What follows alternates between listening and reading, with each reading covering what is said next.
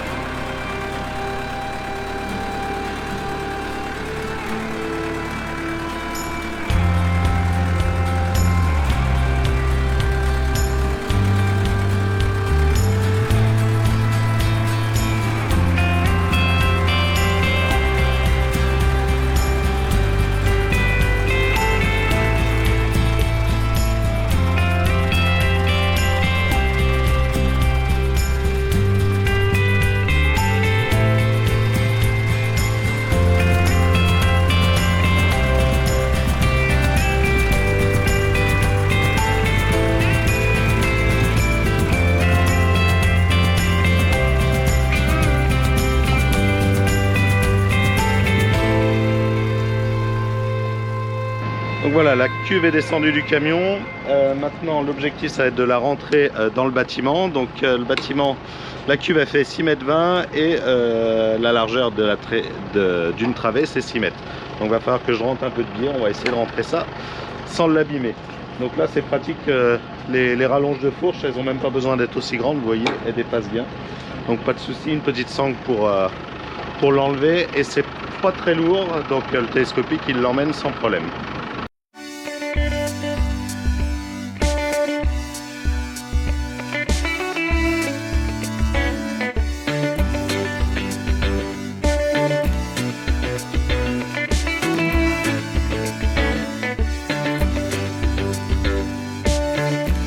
Donc voici la cuve, elle est à l'intérieur du bâtiment, maintenant il va falloir la lever, ça va être le plus compliqué. Avant de la lever, on peut regarder ce qu'il y a au-dessus, on ne le verra plus après. Donc il y a un petit évent avec deux trucs de remplissage et surtout un trou d'homme, et voilà l'intérieur de la cuve. Donc concrètement là c'est une cuve simple paroi, alors il en existe des doubles parois, moi dans le Loiret je n'ai pas l'obligation d'avoir une double paroi, donc j'ai pris juste une simple paroi.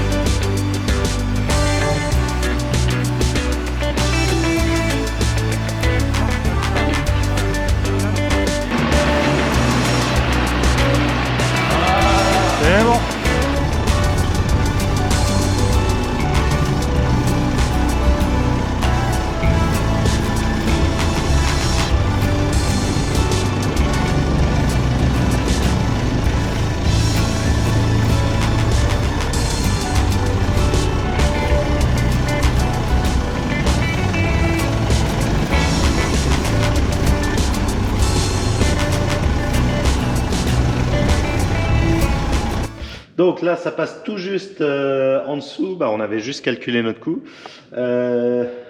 Concrètement, ça passe juste sous les croix stabilisatrices. Donc on va laisser comme ça.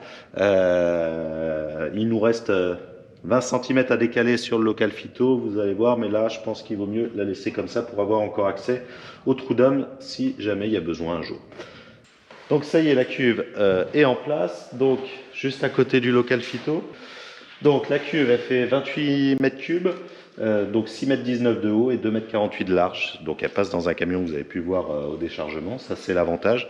Puis c'est vrai qu'en termes de place, bah ça permet de ne pas trop prendre de place là dans le bâtiment, mais de mettre un peu plus qu'un camion, donc que ce soit facile pour pouvoir remplir en période, voilà. Donc bah maintenant il n'y a plus qu'à la remplir et puis il n'y a plus qu'à l'utiliser. On va lui mettre une vanne en dessous en inox et puis elle va être prête à être utilisée. Donc là je voulais la placer ici aussi pour que si jamais il y a un petit problème, un petit écoulement, que tout puisse aller dans la partie bac de rétention, parce que là ici j'ai un peu plus que mon pulvé en bac de rétention au sol, donc que s'il y a une fuite, hop, ça puisse couler ici. Donc voilà, restait une chose à faire, c'est mettre la vanne, et puis moi il va falloir que je mette un adaptateur pour mon tuyau et un bouchon pour avoir un peu plus de sécurité. Donc voilà, j'espère que cette vidéo de présentation vous a plu. N'hésitez pas à laisser un petit commentaire, un petit j'aime, et puis bah, vous voyez, c'est une cuve qui est quand même assez simple parce qu'elle n'était pas trop lourde, donc facile à redéplacer et à mettre en place. Maintenant, il n'y a plus qu'à l'utiliser. Allez, à samedi prochain pour une nouvelle vidéo.